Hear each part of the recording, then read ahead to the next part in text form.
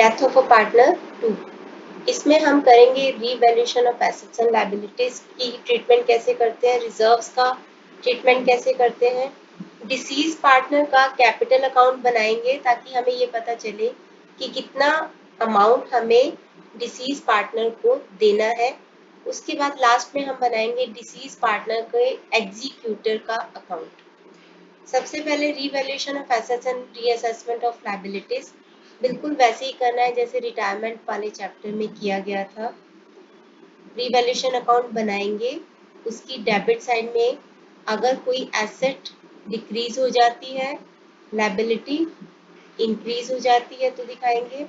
Credit side में asset increase हो जाती है और लायबिलिटी डिक्रीज हो जाती है। बेसिकली अगर लॉस होता है तो डेबिट में, गेन हो रहा है तो क्रेडिट साइड में दिखाया जाएगा। कोई अनरिकॉर्डेड एसेट है मतलब गेन हो रहा है तो क्रेडिट साइड पे दिखाया जाएगा। कोई अनरिकॉर्डेड लायबिलिटी है तो डेबिट साइड में दिखाया जाएगा। रीवैल्यूएशन का जो भी गेन या लॉस होगा उसको हम सारे पार्टनर्स की उनकी ओल्ड रेशियो में बांट देंगे इंक्लूडिंग डिसीज पार्टनर्स कैपिटल। तो सेम वही एडजस्टमेंट करना है।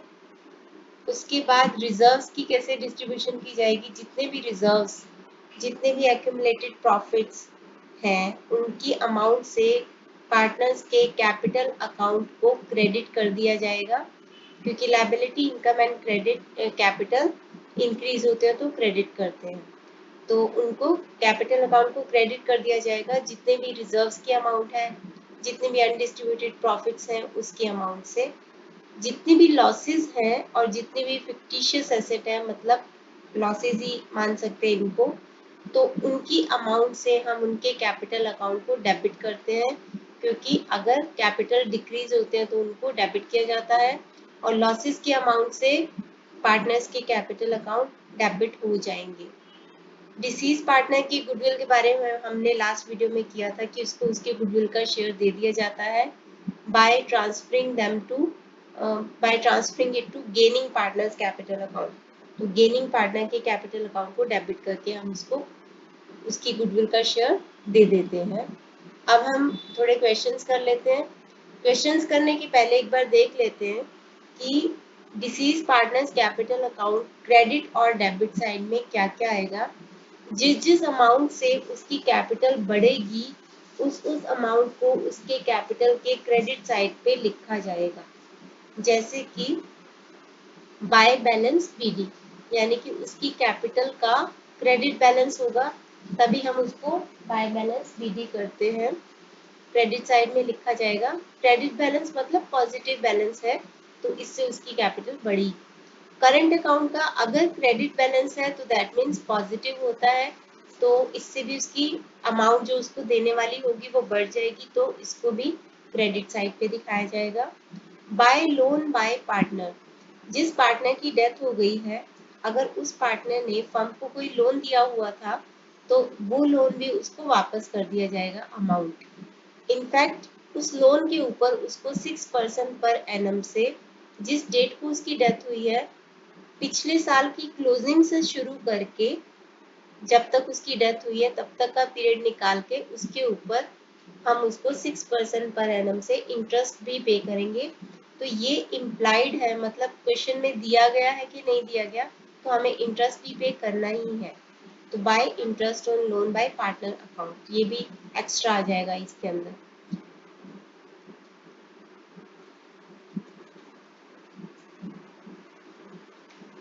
Bye profit and loss suspense account, ये हमने लास्ट वीडियो में किया था। अगर प्रॉफिट होता है तो उसके शेयर ऑफ प्रॉफिट बनता है तो क्रेडिट साइड में आएगा bye profit and loss suspense account, जिससे उसका प्रॉफिट का शेयर बढ़ने से उसको देने वाली अमाउंट इंक्रीज हो जाएगी।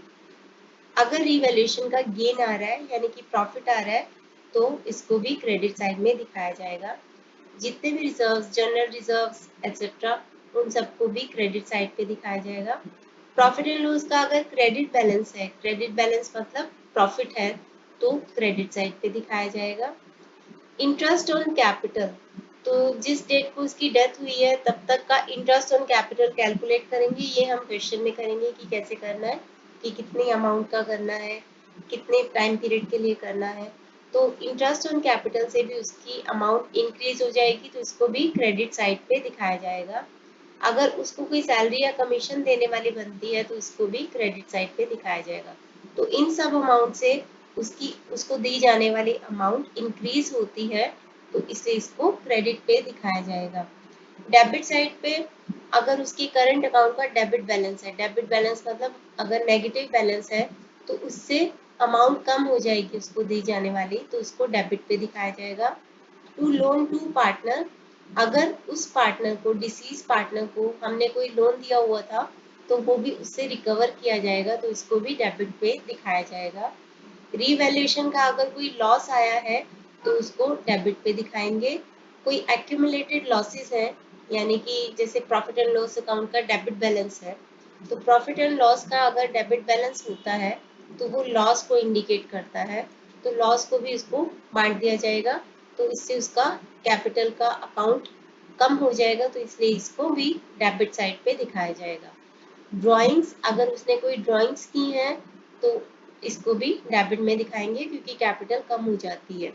इंटरेस्ट ऑन ड्राइंग्स, अगर फर्म उससे कोई ड्राइंग्स के ऊपर इंटरेस्ट चार्ज कर रही है तो उसको भी डेबिट में दिखाया जाएगा। अगर पिछले साल के बेसिस पे इस साल जो भी उसने काम किया उसका लॉस निकलता है तो to profit and loss suspense account करके डेबिट में दिखाएंगे। पिछली कोई गुडविल पड़ी हुई है, एग्जिस्टिंग गुडविल है, तो उसको राइट ऑफ करने के लिए सब पार्टनर मिलके उसको राइट ऑफ करते हैं, यानी कि all partners capital account debit to goodwill account including deceased partner. तो टू गुडविल इतनी अमाउंट से उसकी कैपिटल कम हो जाएगी तो टू गुडविल अकाउंट किया जाएगा। अब जो भी क्रेडिट साइड का टोटल आएगा उसमें से सारी डेबिट साइड के टोटल को माइनस किया जाएगा, तो जो भी बैलेंसिंग फिगर आएगी उसको हम ट्रांसफर कर देंगे to deceased partners capital executors account, उसके एग्जीक्यूटर के अकाउंट में ट्रांसफर कर देंगे।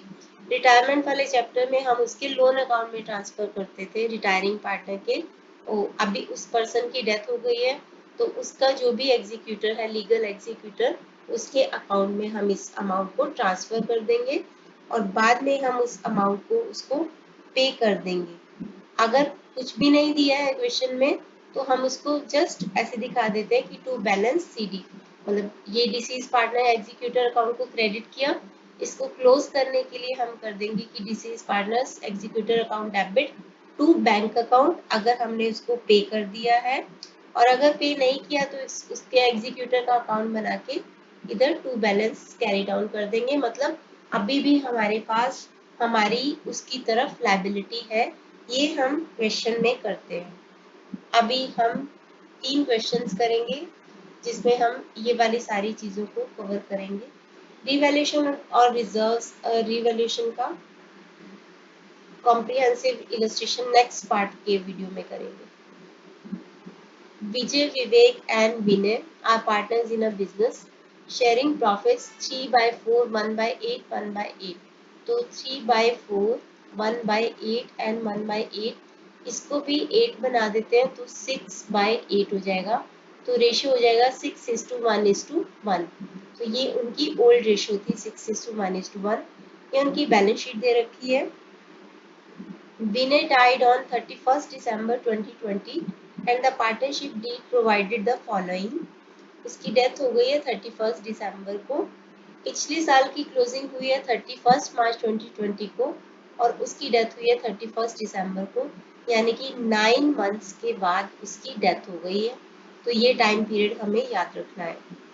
The deceased partner will be entitled to his share of profits up to the date of death calculated on the basis of previous year's profit। तो उसको उसकी profits का share मिल जाएगा क्योंकि उसकी डेथ साल के मिड में हुई है, बीच में हुई है, तो हम पिछले साल के प्रीवियस ईयर्स प्रॉफिट यानी खाली पिछला साल उसके प्रॉफिट्स के बेसिस पे इन 9 मंथ्स का प्रॉफिट निकालेंगे और उसको उसका शेयर दे देंगे। इनमें से विनय की डेथ हुई है, विनय यानी कि विजय, विवेक एंड विनय, ये थर्ड पार्टनर 6:1:1, विनय की डेथ हुई है तो उसको उसका शेयर देंगे। He will be entitled to his share of goodwill, उसको गुडविल का शेयर देंगे। पहले हम क्वेश्चन पढ़ लेते हैं। His drawings up to the date of death was 18,000. Determine the amount payable to the legal representative of the deceased partner by preparing the necessary accounts. तो हमें अमाउंट जो भी उसके लीगल रिप्रेजेंटेटिव को देनी है उसकी कैलकुलेशन करनी है। उसके लिए हमें डिसीज पार्टनर का यानी कि विनय का कैपिटल अकाउंट बनाना पड़ेगा। तो हम साइड पे यहाँ पे हम उसका कैपिटल अकाउंट बनाते हैं।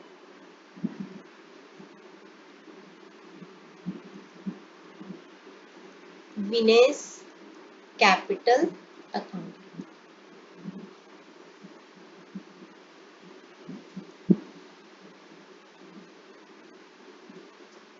तो सबसे पहले हमें उसको उसका प्रॉफिट एडजस्टमेंट्स कर लेते हैं। पहले उसको उसका प्रॉफिट का शेयर देना है। His share up to the date of death यानी 9 मंथ्स का calculated on the basis of previous years profit. ये ईयर था 31 मार्च 2020 के बाद वाला जिसमें उसकी डेथ हुई। तो 31 मार्च 2020 का जो प्रॉफिट था वो था 2 लाख।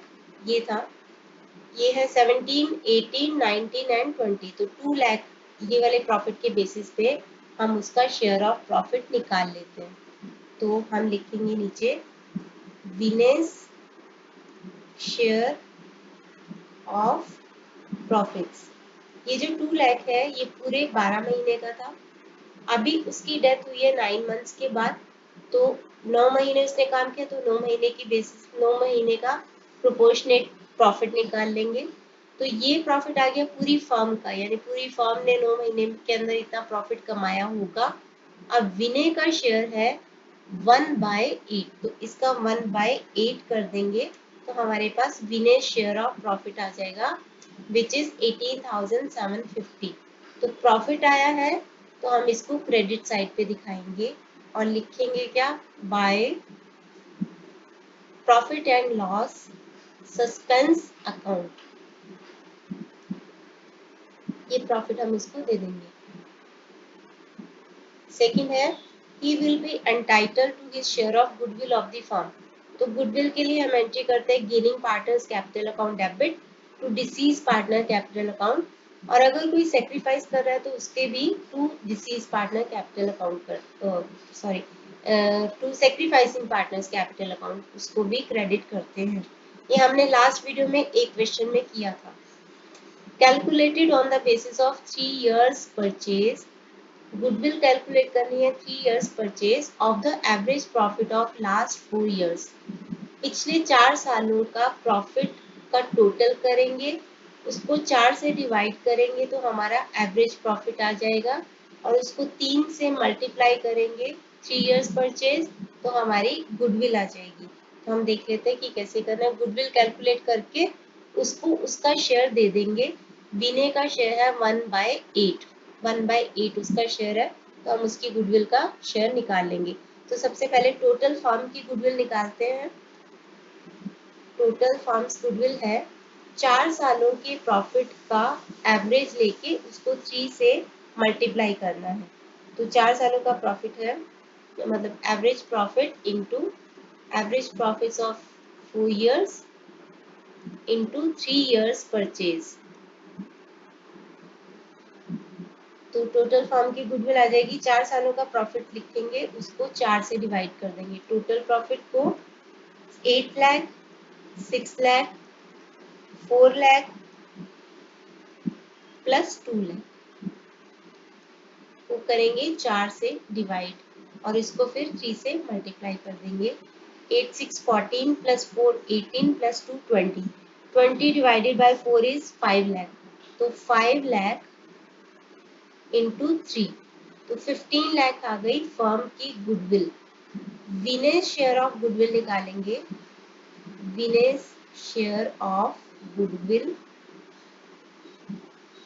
15 लाख इंटू 1/8 तो ये आ जाएगा आपका 187,500। अब इसको हम गुडविल को विनय को दे देंगे यानी कि विनय की कैपिटल अकाउंट को क्रेडिट कर देंगे इतने अमाउंट से और डेबिट किसको करेंगे, गेनिंग पार्टनर्स को। इस क्वेश्चन में हमें सिर्फ ओल्ड पार्टनर की ओल्ड रेशो दे रखी थी 6:1:1। उसके अलावा कुछ नहीं दे रखा कि बाकी के पार्टनर्स ने ऐसे बांटा।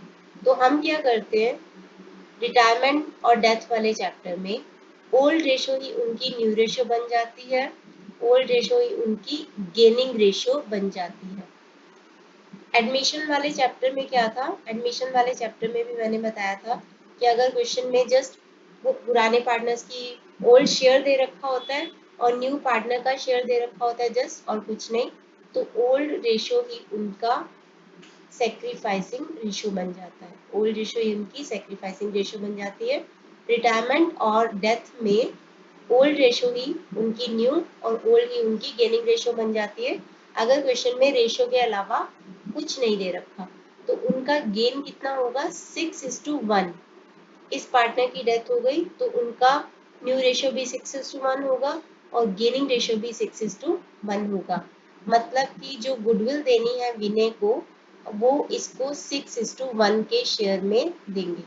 तो 6:1 यानी कि विजय के कैपिटल अकाउंट को डेबिट किया जाएगा।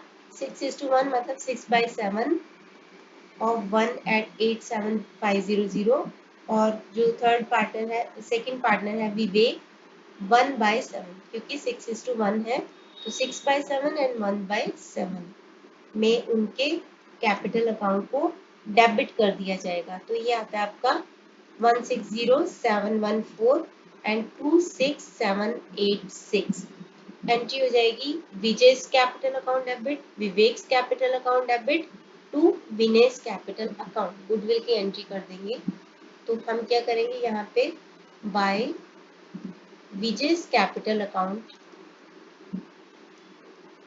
बाय विवेक कैपिटल अकाउंट, उनकी रिस्पेक्टिव अमाउंट ऑफ गुडविल लिख देंगे, जो कि आ रही है 160,714 एंड 26786, ये आ रही है।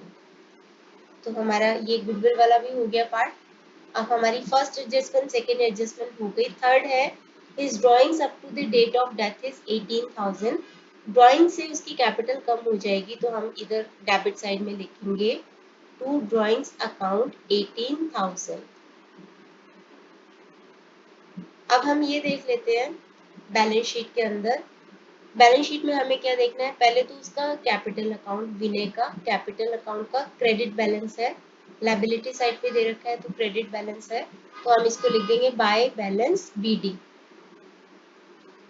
क्रेडिट साइड पे बाय बैलेंस बीडी 2,50,000। अब हमें बैलेंस शीट की तरफ देखना है कि कोई रिजर्व्स, एक्यूमुलेटेड प्रॉफिट या लॉसेस तो नहीं दे रखे। एसेट साइड पे लॉसेस हो सकते हैं, जैसे कि प्रॉफिट एंड लॉस का डेबिट बैलेंस हो सकता है, एडवर्टाइजमेंट सस्पेंस अकाउंट हो सकता है, डेफर्ड रेवेन्यू एक्सपेंडिचर हो सकता है। तो ये सारे लॉसेस के अमाउंट होते हैं। लॉसेस से उसके कैपिटल अकाउंट को डेबिट करेंगे और प्रॉफिट से उसके अकाउंट को हम क्रेडिट करेंगे। गुडविल अगर दे रखी होती है बैलेंस शीट में एसेट साइड में, तो गुडविल को हमें राइट ऑफ करना होता है। तो ये कैपिटल हो गया जनरल रिजर्व। अब जनरल रिजर्व उनको बांट देंगे 6:1 में। अभी हम क्योंकि विनय का कैपिटल अकाउंट बना रहे हैं तो 50,000 इंटू 1/8 कर देंगे। तो हम यहाँ पे लिख देते हैं बाय जनरल रिजर्व 50,000 का 1/8 कर देंगे, तो ये आ जाएगा 6250। उसके बाद है लाइबिलिटी साइड पे loan by Vinay 50,000, loan by Vinay liability side पे दे रखा है, तो दैट मीन्स फर्म के लिए ये एक लाइबिलिटी है। तो दैट मीन्स फर्म ने विनय से लोन लिया था, अब जो लोन लिया था उसको वापस करना पड़ेगा। मैंने आपको बताया था कि लोन है अगर, तो उसके ऊपर हमें इंटरेस्ट भी पे करना ही पड़ता है, चाहे आपको क्वेश्चन में दिया है चाहे नहीं दिया है। तो क्वेश्चन में नहीं दिया फिर भी हमें उसका लोन का इंटरेस्ट भी पे करना पड़ेगा। तो हम यहाँ पे पहले तो लिखेंगे bye loan by Vinay account, ये है 50,000, इसके ऊपर हमें इंटरेस्ट भी देना पड़ेगा। तो bye interest on loan by Vinay account.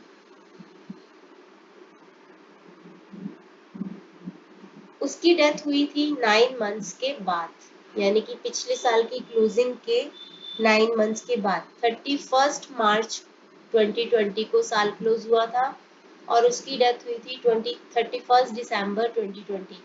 9 months का हम उसको इंटरेस्ट देंगे। तो 50,000 कोई रेट नहीं दे रखा, तो 6% पर एनम इंटू 9/12 से हम उसको उसका इंटरेस्ट दे देंगे। तो 6 2 250 और ये हो जाएगा 2250 का हमें उसको इंटरेस्ट पे करना है। उसके बाद है क्रेडिटर्स। एक बार हम एसेट साइड पे जब कोई पार्टनर डिसीज हो जाता है तो उसका लोन अकाउंट भी देख लेते हैं। कई बार हमने पार्टनर को लोन दिया होता है तो हम उससे रिकवर भी करेंगे, तो ऐसा कुछ नहीं है इस क्वेश्चन में। कोई गुडविल नहीं है तो राइट ऑफ नहीं करेंगे, तो हम बस यहीं पे इसको कंप्लीट करते हैं विनय के कैपिटल अकाउंट को।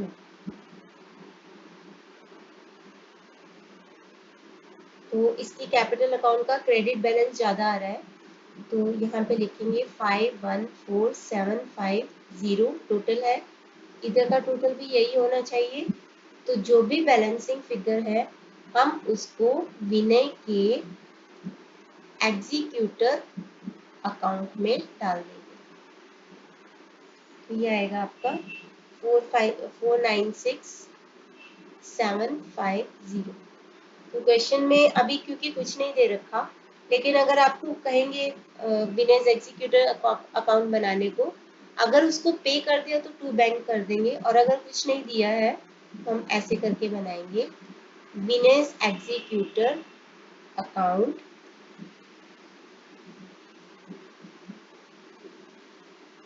क्योंकि विनय के एग्जीक्यूटर को क्रेडिट किया, अब उसको खत्म करने के लिए पहली चीज तो क्रेडिट किया है उसको, हमारे लिए लाइबिलिटी है। लाइबिलिटी का क्रेडिट बैलेंस होता है, लाइबिलिटी इनकम कैपिटल का क्रेडिट बैलेंस होता है, एसेट्स एक्सपेंसेस एंड लॉसेस का डेबिट बैलेंस होता है। तो मतलब ओपनिंग बैलेंस लाइबिलिटी का क्रेडिट साइड पे आता है, तो फर्म के लिए ये एक लाइबिलिटी है, तो क्रेडिट साइड पे उसका ओपनिंग बैलेंस लिख लेंगे। तो ओपनिंग बैलेंस की जगह पे विनेस कैपिटल अकाउंट, क्योंकि हमने वहां पे क्या किया, Vinay's capital account debit to Vinay's executor account, तो यहाँ पे विनय के एग्जीक्यूटर अकाउंट में बाय विनेस कैपिटल अकाउंट 496750। कुछ भी नहीं दे रखा क्वेश्चन में, अगर कुछ दिया होता कि पे कर दिया तो हम कर देते टू बैंक अकाउंट। अभी यहाँ पे कुछ नहीं दिया तो हम इसको एज ए लाइबिलिटी दिखा देंगे, तो टू बैलेंस सीडी करके अब हम इसको अपनी बैलेंस शीट की लाइबिलिटी साइड पे दिखा देंगे। तो यहाँ पे हमारा क्वेश्चन ये वाला कंप्लीट हो जाएगा। ओके, नेक्स्ट क्वेश्चन करते हैं। Naveen, Kavita and Vishesh were partners in a firm, sharing profits and losses in the ratio of 5:4:1। तो नवीन, कविता, विशेष है, उनकी रेशियो दे रखी है 5:4:1। तो बैलेंस शीट दे रखी है, बैलेंस शीट के पहले हम हमेशा एडजस्टमेंट्स करते हैं। तो नवीन डाइड थोड़ा सा इसको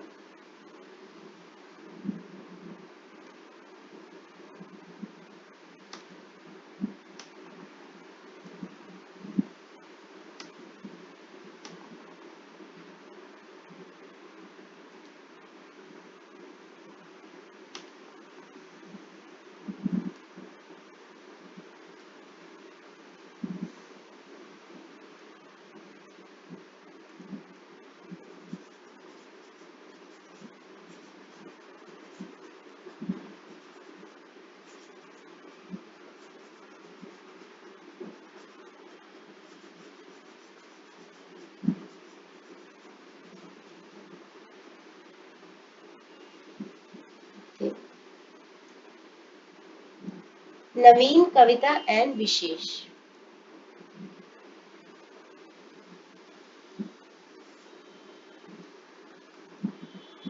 कविता एंड विशेष 5:4:1 उनकी रेशियो दे रखी है। अब इनमें से नवीन डाइड, नवीन की डेथ हो जाती है,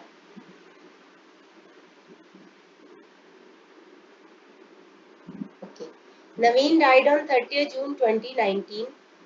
तो लास्ट क्लोजिंग थी 31 मार्च की और उसकी डेथ हो गई है 30 जून 2019 को, यानी कि 3 महीने के बाद उसकी डेथ हो जाती है।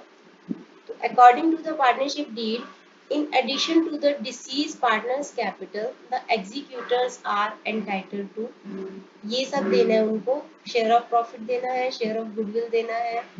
तो prepare Naveen's capital account which is to be render to his executor account. तो हमें नवीन का कैपिटल अकाउंट बनाना है, तो हम उसका कैपिटल अकाउंट बना लेते हैं। अब इस क्वेश्चन में भी हमें बस ओल्ड रेशो दे रखा है, कुछ नहीं दे रखा बाकी के कविता और विशेष के पार्टनर के शेयर के बारे में। तो दैट मीन्स 5:4:1। तो नवीन की डेथ हो गई तो 4:1 ही उनकी गेनिंग रेशो हो जाएगी और 4:1 ही उनकी न्यू रेशो हो जाएगी। तो गेनिंग रेशो में हम गुडविल को ट्रांसफर करते होते हैं। तो हम पहले तो नवीन का कैपिटल अकाउंट बना लेते हैं। Naveen's capital account.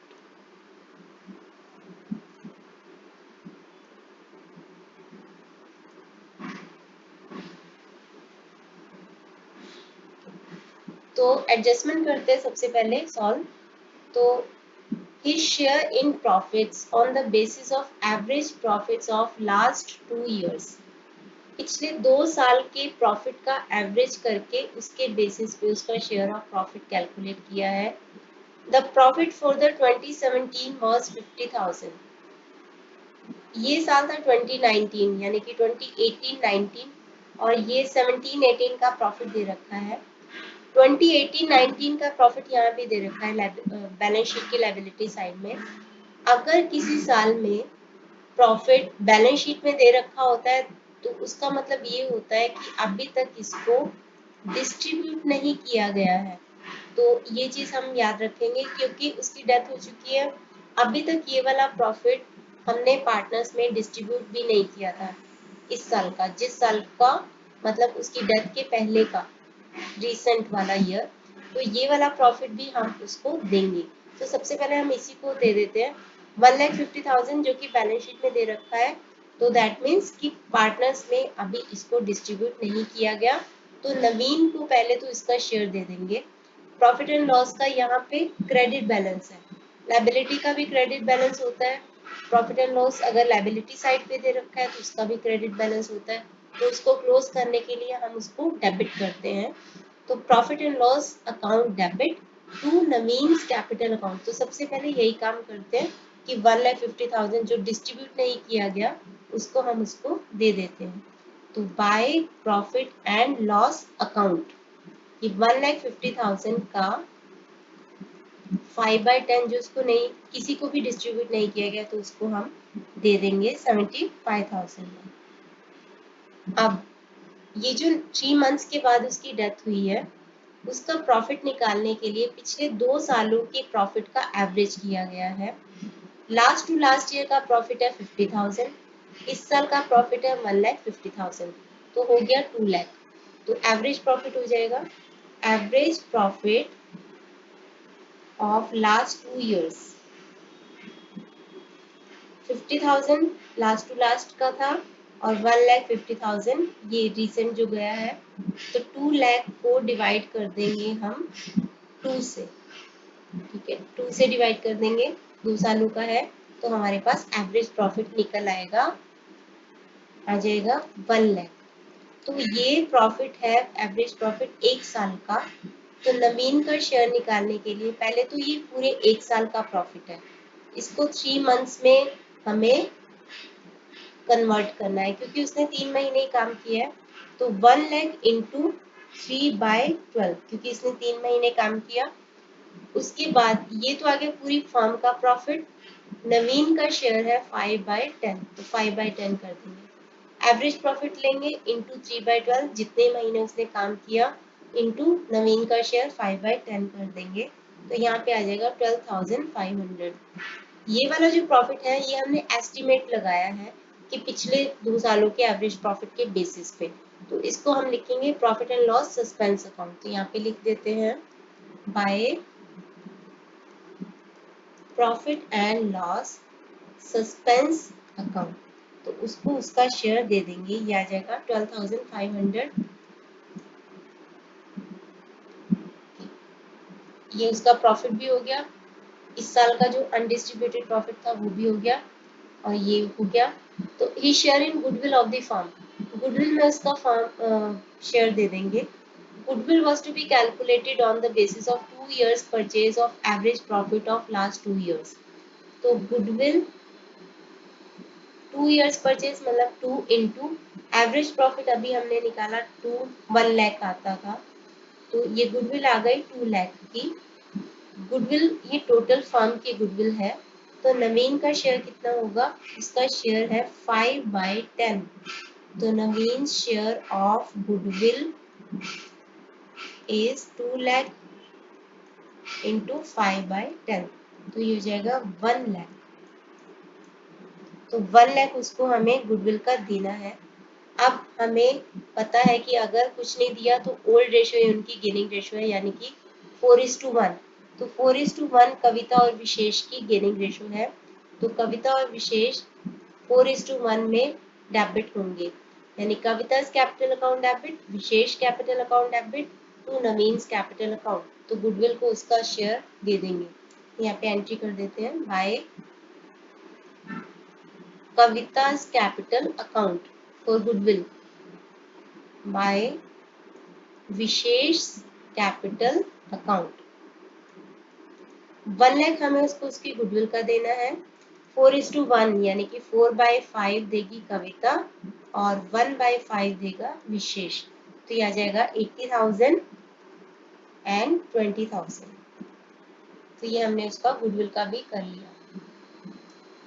अब आगे है, नवीन विड्रू 60,000 ऑन 1 जून 2019, यानी कि नवीन ने ड्राइंग्स किए हैं 60,000 के, तो 60,000 हम उसको उसकी कैपिटल अकाउंट की डेबिट साइड में डाल देंगे, क्योंकि ड्राइंग्स की अमाउंट से उसकी कैपिटल कम हो जाएगी, तो यहाँ पे हम लिखेंगे टू ड्राइंग्स अकाउंट 60,000।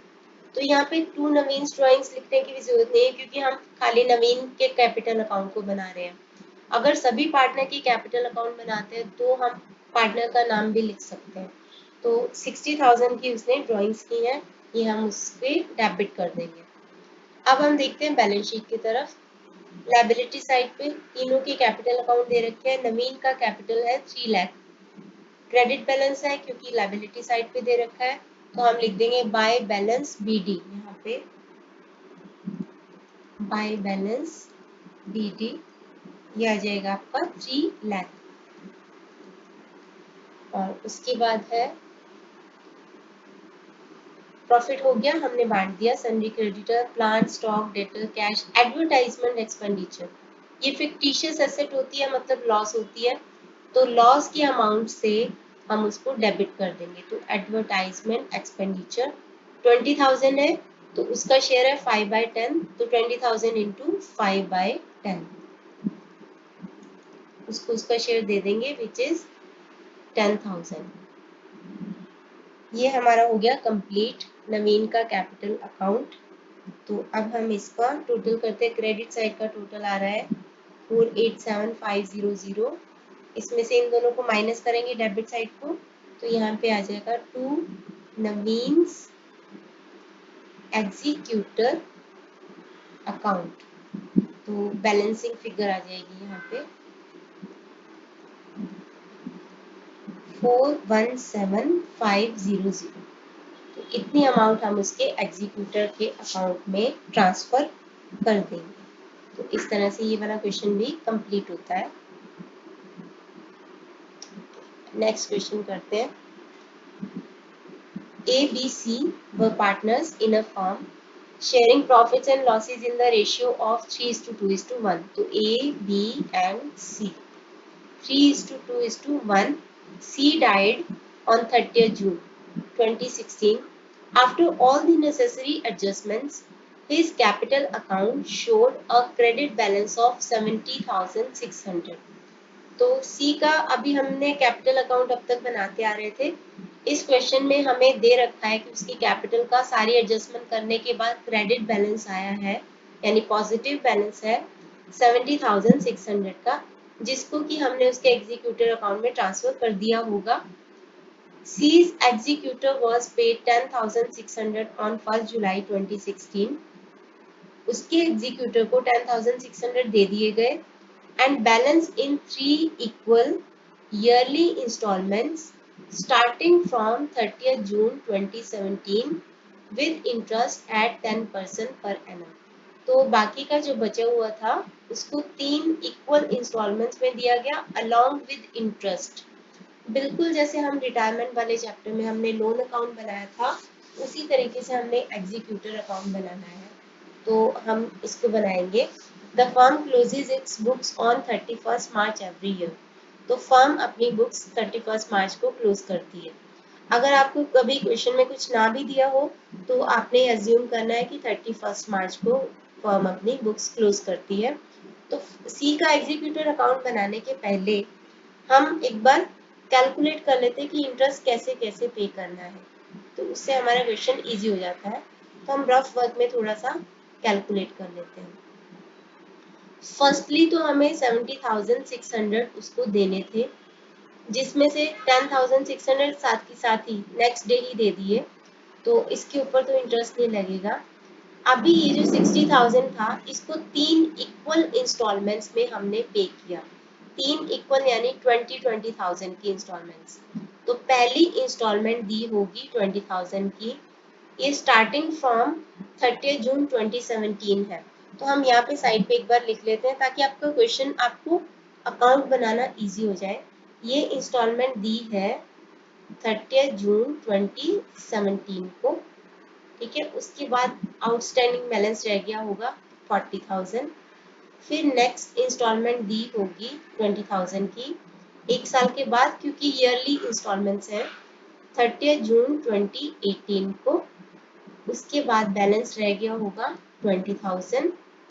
फिर नेक्स्ट इंस्टॉलमेंट लास्ट दी होगी 30 जून 2019 को। ये मैंने इस तरीके से इसलिए बनाया है क्योंकि फर्म अपनी बुक्स क्लोज करती है 31 मार्च को।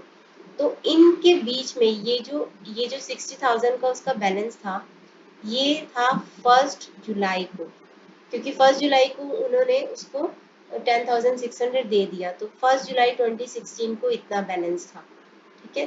तो हमें क्या करना है, देखना है कि 31 मार्च बीच में कहाँ कहाँ आ रहा है, ताकि हम उस डेट को यहाँ पे एग्जीक्यूटर के अकाउंट में हमें थोड़ी कंफ्यूजिंग ना लगे। तो 1 जुलाई 2016 को उसके 60,000 हमें अभी आउटस्टैंडिंग थे। पहली इंस्टॉलमेंट दी 30 जून 2017 को, लेकिन बीच में क्या आता है, इसके बीच में आता है 31 मार्च, ठीक है। 31 मार्च 2017 आता है। तब हमने हालांकि इंस्टॉलमेंट तो नहीं दी होगी, क्योंकि हमने इंस्टॉलमेंट तो 30 जून को दी होगी 17 को, लेकिन हम तब बुक्स क्लोज करते हैं। और जब बुक्स क्लोज करते हैं ना, तो तब तक का सब लेखा जोखा दिखाते हैं।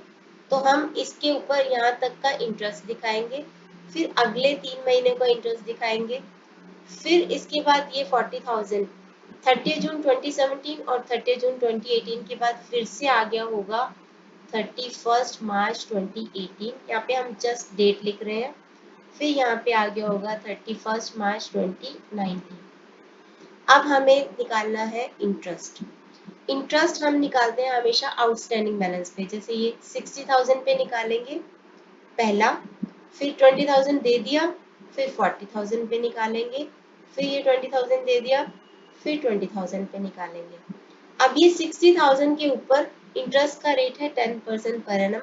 2 बार निकालेंगे, एक बार तो 31 मार्च 2017 को। 1 जुलाई से 31 मार्च 2017 को कितने मंथ्स होते हैं, 9 मंथ्स, तो 9 मंथ्स का निकालेंगे। उसके बाद 31 मार्च से 2017 से 30 जून 2017 कितने महीने होते हैं, 3 महीने, तो 3 महीने का निकालेंगे इंटरेस्ट। उसके बाद 40,000 के ऊपर पहले यहाँ पे 9 मंथ्स का निकालेंगे, फिर 3 मंथ्स का, फिर यहाँ पे 9 मंथ्स का, फिर यहाँ पे 3 मंथ्स का।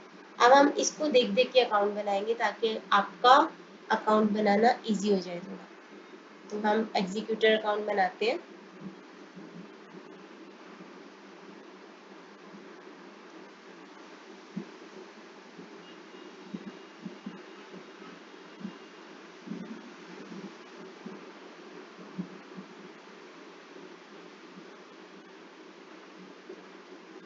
यहाँ पे date particulars amount, date particulars amount.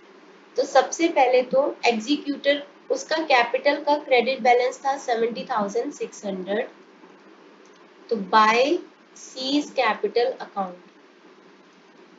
ये था 30 जून 2016 को। तो यहाँ पे लिख देते हैं सेम डेट, क्योंकि उसी डेट को हमने उसके एग्जीक्यूटर के अकाउंट में ट्रांसफर किया। पहली पेमेंट करी 1 जुलाई को। पहली पेमेंट नहीं, मतलब साथ ही इसको इमीडिएट पेमेंट ही मानेंगे। नेक्स्ट डे को ही हमने पे कर दिया उसको, जुलाई 1 को, टू बैंक अकाउंट हमने पे कर दिया उसको 10,600। अब हम देखते जाते हैं इस तरफ, अपने वर्किंग नोट्स की तरफ। ठीक है, तो हमें पहला यहाँ पे हमने टिक कर लिया है कि किस किस के ऊपर इंटरेस्ट लगेगा। पहला इंटरेस्ट लगेगा 60,000 के ऊपर 31 मार्च को 2017 को 9 मंथ्स का। तो यहाँ पे हम लिख लेते हैं 2017 मार्च 31। लिखेंगे क्या, बाय इंटरेस्ट अकाउंट 60,000 पर 10% से 9 मंथ्स, 9 मंथ्स का यहाँ पे इंटरेस्ट लगाएंगे, जो कि आ रहा है हमारा 4,500। अब साल में यहीं पे हमारी बुक्स क्लोज हो जाती है, तो हम यहीं पे इसको क्लोज करेंगे पहले तो 75,100। तो पहले क्यों ना हम ये वाली साइड का टोटल बना लें, क्रेडिट साइड को, ताकि हमें इजीली यहाँ पे हम कर सकें। तो लास्ट वीडियो में मुझे लगा कि थोड़ा कंफ्यूजिंग हो रहा है, तो इस तरीके से भी आप बना सकते हो कि पहले क्रेडिट साइड को हम कवर कर लेते हैं पूरे का पूरा। ठीक है, तो ये हो गया। बट यहाँ पे 2017 अप्रैल 1 लिख के यहाँ पे बाय बैलेंस बीडी आप छोड़ देना एक, क्योंकि ये हम डेबिट साइड से लेंगे। उसके बाद ये हमने कवर कर लिया 31 मार्च 2017। फिर आया 30 जून 2017। तो यहाँ पे लिखेंगे जून 30 2017 तो है ही, बाय इंटरेस्ट अकाउंट। अब बनाए लगाएंगे किस पे, 60,000 पे ही ऑब्वियसली, दो बार, एक बार 31 मार्च को और एक बार 30 जून को। तो 60,000 के ऊपर 10% से 3 मंथ्स का इंटरेस्ट लगाएंगे। ये आ गया आपका 1500। ठीक है, यहाँ पे आ गया। अब इसके बाद फिर से साल कब क्लोज होगा, 31 मार्च 2018 को। तो यहाँ तक आई थिंक साथ के साथ ही डेबिट साइड को करना पड़ेगा, क्योंकि ऐसे ज्यादा कंफ्यूजिंग है। तो पहले साल को क्लोज किया 75,100 पे। तो इधर अभी हमने पहली पेमेंट नहीं करी है, पहली पेमेंट की है 30 जून 2017 को, वो भी नहीं आया। तो यहाँ पे हम लास्ट डेट को, इसी डेट को जब इंटरेस्ट ड्यू किया था, लास्ट डेट को हम लिखेंगे टू बैलेंस कैरी डाउन। अभी हमने कोई पेमेंट नहीं करी है, तो 75,100 बैलेंसिंग फिगर आ रही है आपकी 64,500। यहाँ पे लिख देंगे 64,500। अब यहाँ पे अगले 3 महीने का हमने इंटरेस्ट ड्यू कर दिया। अब हम पहली पेमेंट कर लेते हैं, क्योंकि 30 जून आ गया है। जैसे ही 30 जून आएगा हमने पेमेंट्स करते जाना है। तो जून 30 टू बैंक अकाउंट पेमेंट कैसे करनी है, 20,000 की तो इंस्टॉलमेंट है, प्लस 4,500 ये इंटरेस्ट, 1,500 ये इंटरेस्ट। तो टोटल इंटरेस्ट हो गया हमारा 6,000। तो 26,000 पे कर दिया। उसके बाद यहाँ पे आप साल की क्लोजिंग करेंगे मार्च 31। अब जो मार्च 31 2018 है, उसके ऊपर कौन सा इंटरेस्ट लगेगा, ये 40,000 का। 40,000 के ऊपर 10% से 9 मंथ्स का। तो लिखेंगे क्या, बाय इंटरेस्ट अकाउंट 40,000 9% 9 मंथ्स का हम इंटरेस्ट लगाएंगे, जो कि आता है 3000। अभी इधर साल क्लोज किया तो यहाँ पे टोटल कर लो 69,000। अब इस साल इस साइड पे भी क्लोज कर लेते हैं। 2018 मार्च 31 टू बैलेंस कैरी डाउन, तो यहाँ पे आ जाएगा आपका 43,000 बैलेंसिंग फिगर। अब इसी बैलेंस को नेक्स्ट डेट को कैरी फॉरवर्ड करेंगे। नेक्स्ट डेट मतलब अप्रैल 1 को। तो 2018 अप्रैल 1 को बाय बैलेंस ब्रॉट डाउन 43,000। अब फिर से क्या आ गया, जून आ गया, तो जून 30 बाय इंटरेस्ट अकाउंट ड्यू करेंगे इसी 40,000 पे 9% से 3 मंथ्स का, तो यहाँ पे आ जाएगा आपका 1000 आ जाएगा। इसी डेट को पे कर देंगे इधर डेबिट साइड पे। तो 2018 जून 30 यहाँ पे करेंगे second instalment to bank account. 20,000 instalment है, प्लस 3,000 ये, प्लस 1,000 4,000 का इंटरेस्ट पे कर देंगे, तो 24,000। बाकी का हम कर देंगे to balance carry down last date को मार्च 31 को टू बैलेंस कैरी डाउन। ये आ रहा है आपका 44,000। इधर का टोटल इधर भी यही आना चाहिए, तो 20,000। एक मिनट, इंटरेस्ट नहीं लगाया। क्लोजिंग करने के पहले हमें यहाँ पे क्लोजिंग करने के पहले 2019 मार्च 31 का इंटरेस्ट लगाना पड़ेगा। तो बाय इंटरेस्ट अकाउंट अब लगेगा 20,000 के ऊपर 9% से 3 मंथ्स का, तो यहाँ पे लगेगा 1,500, तो 45,500। तो इधर भी यही बैलेंसिंग फिगर आनी चाहिए।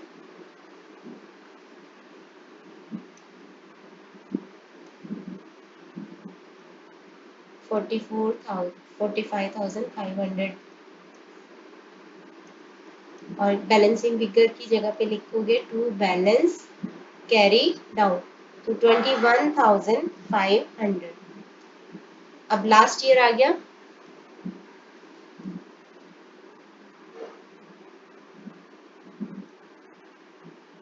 नेक्स्ट डेट को यानी कि अप्रैल 1 को बाय बैलेंस ब्रॉट डाउन 21,500। उसके बाद जून आ गया, अप्रैल के बाद जून, बस डेट का ध्यान रखना है। तो लास्ट इंस्टॉलमेंट है बाय इंटरेस्ट अकाउंट, यही इसी अमाउंट पे 20,000 पे 10% से 9 यहाँ पे 9 मंथ्स का किया था और यहाँ पे 3 मंथ्स का करेंगे। 9 मंथ्स का यहाँ पे 3 मंथ्स का करेंगे, तो ये आ रहा है 500 का 22,000 और इसी डेट को यहाँ पे लास्ट पेमेंट कर देंगे हम जून 30 टू बैंक अकाउंट। इंस्टॉलमेंट है 20,000 की, प्लस 1,500 प्लस 500 यानी कि 2,000, तो ये पे कर देंगे 22,000। तो इस तरह से यहाँ पे उसकी सारी पेमेंट हम कर देंगे। आई नो थोड़ा सा कंफ्यूजिंग है, क्योंकि जो अदरवाइज तो 31 मार्च को ही पे करते हैं, तो उसी को इंटरेस्ट ड्यू करते हैं, तभी साथ के साथ पे करते हैं। अभी क्या 30 जून को पे कर रहे हो, तो पहले 9 मंथ्स का, क्योंकि साल की जब क्लोजिंग होती है ना, तो ये वाला इंटरेस्ट को हम बोलते हैं interest accrued but not due. अभी ड्यू नहीं हुआ, ड्यू तब होगा जब हमें इंस्टॉलमेंट पे करने का टाइम आएगा। तो ये वाला इंटरेस्ट क्या है, अक्रूड बट नॉट ड्यू। ये वाला इंटरेस्ट है अक्रूड एंड ड्यू 1,500। तो दोनों के इंटरेस्ट को इकट्ठा करके पहली इंस्टॉलमेंट पे कर दी, हमने 30 जून को। सिमिलरली साल की अब क्लोजिंग करनी है तो अभी ये फिर से मार्च 31 को 9 मंथ्स का कैलकुलेट किया, क्लोजिंग कर दी, टू बैलेंस सीडी कर दिया। 30 जून आया, इंटरेस्ट ड्यू और किया 3 महीने का, और यहाँ पे हमने पेमेंट कर दी 20,000 प्लस ये 3,000 प्लस 1,000 पे कर दिया। बाकी का हमने क्लोजिंग बैलेंस दिखा दिया, टू बैलेंस सीडी। फिर से 30 जून आया, हमने इंटरेस्ट ड्यू किया, पहले यहाँ पे 9 मंथ्स का करते जाओ क्लोजिंग के टाइम पे, यहाँ पे 3 मंथ्स का करते जाओ और दोनों इंटरेस्ट को पे करते जाओ, साथ के साथ इंस्टॉलमेंट को पे करते जाओ। तो इसके साथ ही ये वीडियो यहाँ पे खत्म होता है। तो नेक्स्ट वीडियो में हम करेंगे इस चैप्टर का last part, death of partner का। इसमें हम कॉम्प्रिहेंसिव इलस्ट्रेशन करेंगे जो कि हमने अभी तक नहीं किए थे, रिवैल्यूएशन अकाउंट वगैरह बना के। तो तब अभी तक के लिए इतना ही। Thanks for watching.